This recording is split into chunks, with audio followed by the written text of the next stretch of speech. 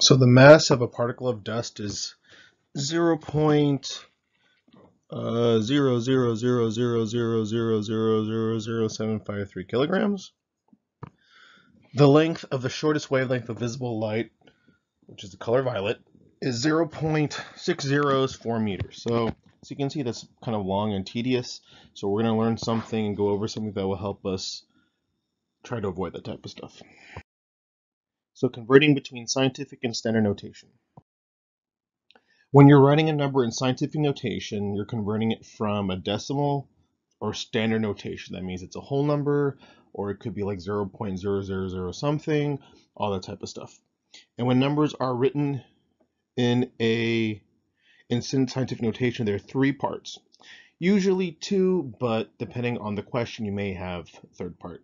So you have your coefficient, your power of 10, and the unit itself. So how do you figure it out? So what you're going to do is you're going to try to figure out your power of 10. And the idea is you're thinking, how many times do I move the decimal point over? If your number is 10 or greater, so then I will describe that as a big number, your decimal point is going to move to the left and you're going to have a power of 10 that's going to be positive. Conversely, if you have a number smaller than 1, so like 0.000 something, or even 0.01, the decimal point is going to move to the right and the power of 10 is negative. So this is going to get a little tricky because I'm talking about converting from standard to scientific. Sometimes what students tend to do is that they still follow these rules when they're doing it the other way. But I'll provide a trick later on that you should probably use to be able to make sure you're converting the right way. So to write 2,400 meters in correct type of notation, you have your coefficient. So your coefficient is going to be the number in front. And it needs to be between 1, it can be 1, but it definitely has to be less than 10. Your power of 10 is 3 because you moved it over 3 times to the left. So notice here in the problem, there is no decimal. So you're going to convert your explicit decimal, which I put here. Well, it's implicit up here, but I made it explicit here. So I'm going to move this over 1, 2, 3 times. And that would give me my power of times 10 to the 3. The importance, though, of this decimal versus being present or not present, that is important when we start talking about significant figures. To write 0.00086 grams in correct scientific notation, remember your coefficient is 8.6 because your number has to be 1 to less than 10. So you're going to move your explicit decimal over 1, 2, 3, 4 times, and that's where you get the 4. So the sign of it, the positive and negative, indicates the number or the direction you're moving your decimal into scientific notation. So the way that I remember it is that if I have a negative exponent here, my negative power of 10, I should be starting off with a small number, a number less than 1. If I have a positive exponent, then I should use that to figure out, or I should use that, to remind myself that I started off with a big number. So you got to check. Remember that your coefficient, the digits part's between 1 and 10. It can be 1 but never 10. And the decimal part just shows how many spaces you move and which direction with the positive and negative sign. So why do we use it? Like, as you noticed earlier, that you can kind of figure out that it's good because if you're dealing with really big or really small numbers, it makes it easier and more uniform too. So let's do a couple of these. So I have a number that this is bigger than 10. So that means I'm going to move my decimal over to the left. 2 times 1.24 times 10 to the 2 boxed in. Here's like the way you kind of work backwards. So I look here, I see that my exponent is a positive number. Therefore, I'm going to have a number that in standard notation, it should be bigger than 1. So I have 3.6. I'm going to move it over 12 times to the right. 1, 2, 3, 4, 5, 6, 7, 8, 9, 10, 11, 12.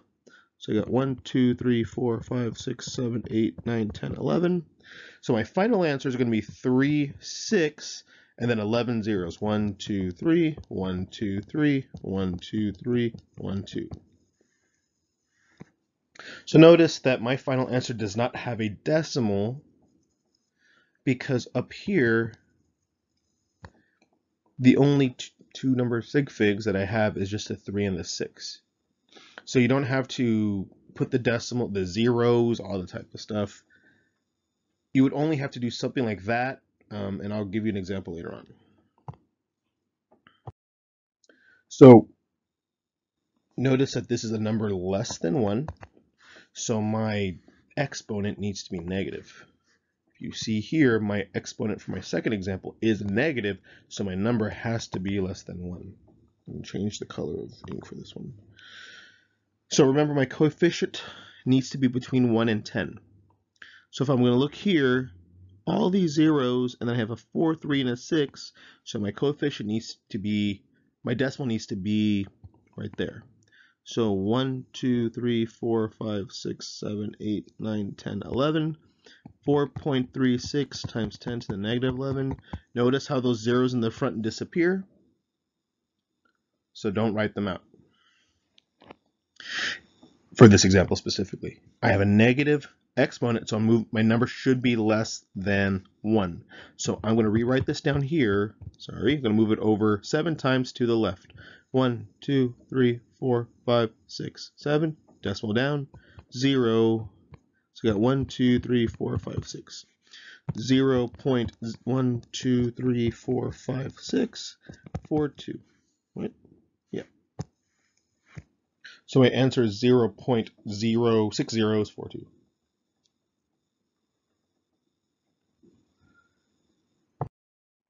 So work on these by yourselves for a little bit. Maybe stop the video so you don't cheat. you don't like look ahead a little bit, but okay.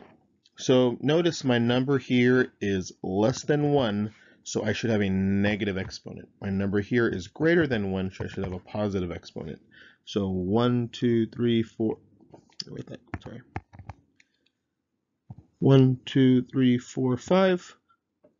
5.78 times 10 to the negative 5. Over here, my number I'm starting off is greater than 1, so my exponent should be positive. 1, 2, 3, 4, 5, 6, 7, 9.3 times 10 to the 7. So the thing that I do sometimes to help remind myself, or double check myself, I'm sorry. So I look at my final answer. I'm going to use a different color. I see that I have a positive 7. That means my original number should be a number bigger than 1.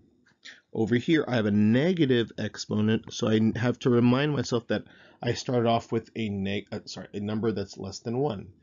So if you're unsure about that, if you want to double check, you might want to just kind of work backwards and make sure that you get the same answer you started off with.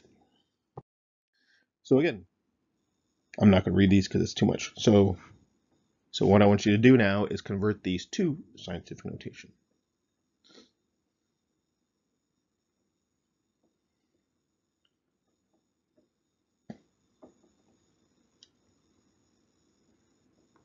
Okay, so my coefficient should be between 1 and 10 for both of these. So 1, 2, 3, 4, 5, 6, 7, 8, 9, 10. Okay, 1, 2, 3, 4, 5, 6, 7, 8, 9, 10.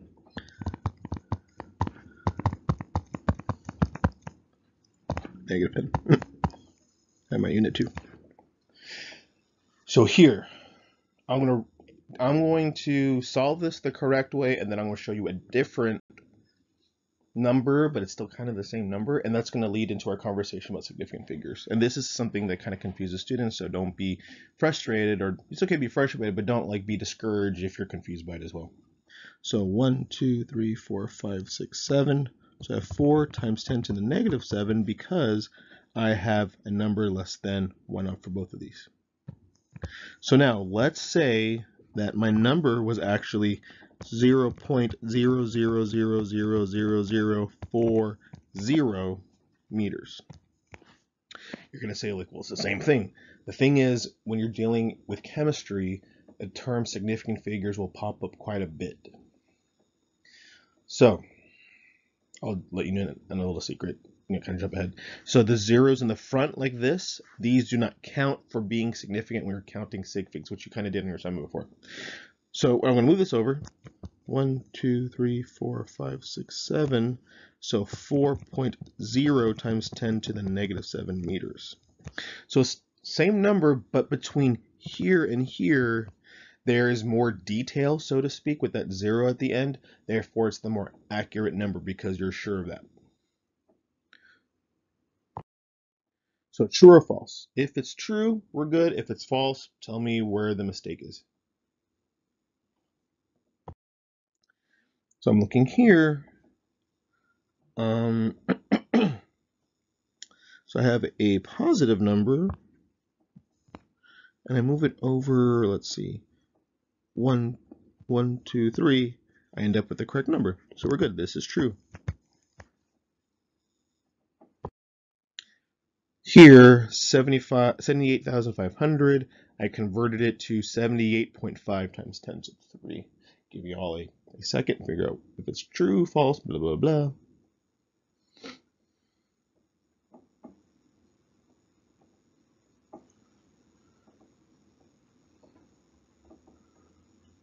Okay, so you should have hopefully realized that this is incorrect. This is false. Because your coefficient should be between 1 and 10. So what they did was they didn't move it far enough. So it should be 7.85 times 10 to the 4. Something wrong here. 0.000304. Is it converted correctly? Yes or no?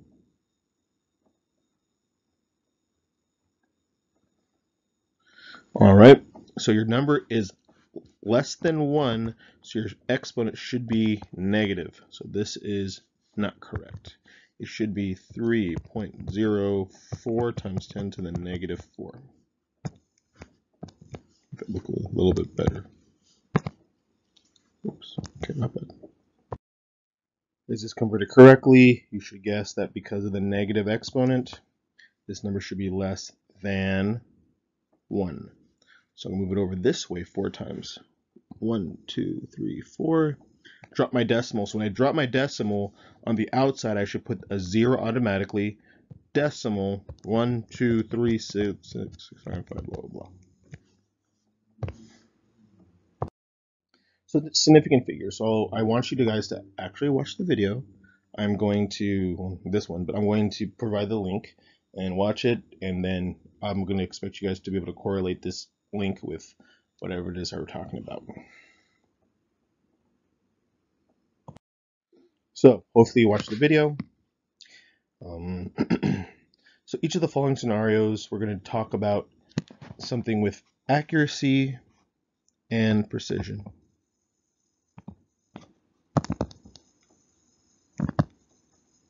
So accuracy, precision, they sound similar. People use it interchangeably, but unfortunately that's not correct. So if something is accurate, it means you're hitting your intended target. Precision means you're getting repeated measurements.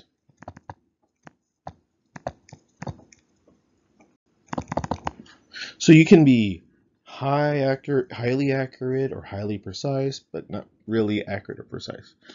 So assuming that in the first one, if my intended target is the bullseye, here I'm going to be highly accurate and highly precise because I hit the bullseye multiple times. Here, assuming the target is the center of the bullseye is your intended target, it's going to be high precision, low accuracy. However, if you're actually playing darts, if you intended to hit there, you could argue for being highly accurate and highly precise. Here is a little wonky, like If you look at it this way, people are going to say, well, it could be medium or highly accurate, but definitely not precise, all that type of stuff. Last is obviously kind of all over the place, so this accuracy and low precision. So I mentioned sig figs earlier. So there are 3 rules to determine how many sig figs are in a number. So the 3 rules, you got to pay attention. Non-zero digits are always significant. Any zeros in between them are considered significant. And if you have trailing zeros or final zero with the decimal, only those are significant. We'll see examples of what is and what is not significant. So like I said, non-zero digits are always significant. So these are easy. It's like, oh, if it's a non-zero, it counts. So there's just 4 sig figs. 7.94 is 3. However, issues come up with here. So any zero digits between any zeros, between two significant digits are considered significant. So if you have 406, 4006, 40404, any zeros between, so this is going to be 3 sig figs, 4 sig figs, and then 5 sig figs. Any final zero or trailing zeros in the decimal portion only are significant. So this is where you get the most difficulty. So this, it's when people struggle with the most, but once they get the hang of it, they just kind of get used to it. So if you have your number 0.00500, I kind of mentioned this in scientific notation part, but if you convert this actually to scientific notation correctly, 1, 2, 3, notice how the zeros in the front drop off and you're left with the zeros at the end. So the last significant digit would be this last zero right here type of thing.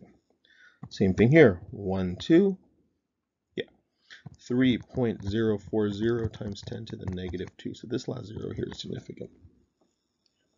Again, so the idea is, if you see a number in scientific notation, the coefficient indicates the sig figs.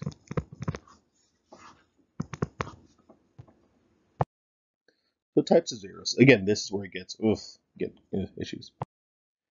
So if you have any zeros, space holding zeros on a number less than 1, these are not significant. Kind of like from before, remember when we converted it, those zeros dropped. The 0 in the front of the decimal, and those 2 zeros or the 1 0 afterwards, but before the coefficient, those dropped as well. The 0 to the left of the decimal. So by convention, it needs to be put there automatically. So I will start taking off points for this, so be mindful of that. So the idea is that when you're writing, if you're writing in pencil, like you probably should be with, because it's a lot of math stuff, that decimal and the 0 in front is used conventionally to indicate that it's a number less than 1 with a decimal in the front. With a 0 in the front of the decimal, I'm sorry. So do not omit the 0, please. So trailing zeros in a whole number. So this is a whole number and there's no decimal at all. So you have 200 like this, it's 1 sig fig. 25,000 is 2 sig figs. So when it's written as a whole number without a decimal, you only look at the numbers, the sig figs, before you see all those trailing zeros in a whole number. However, the number 200 can be written in different ways, and that can change how many sig figs there are. So for example, 200 versus 200 versus 200 versus like this one, 2.0 times 10 to the 2. Or 2.00 times 10 to the 2. Or 200.0. So here I have different color. 1 sig fig. Here I have 1, 2, 3 with this decimal right here. That makes all those significant. If I look at my coefficient, 2 sig figs, 3 sig figs. Here with this decimal and the 0 at the end, that's 4. So when you're converting stuff from like scientific to standard notation, Do not put that 0.0 or the point that sometimes you all do, because that changes the number of sig figs in that. So be mindful of that. So for example, I want to do this one. So let's make it easy. So 2.34 times 10 to the 5. Excuse me. Make it easy myself.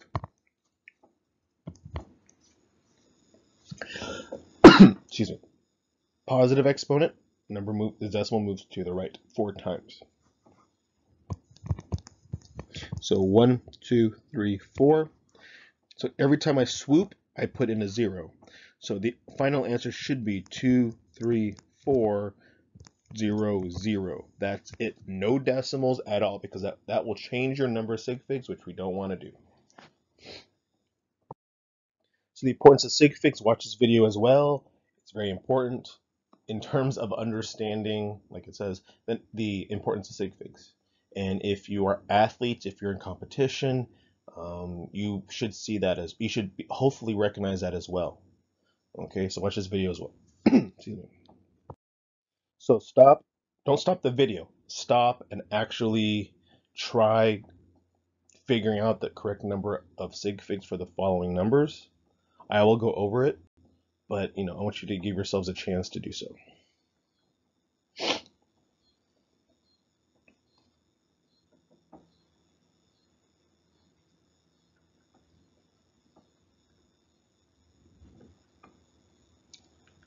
Okay.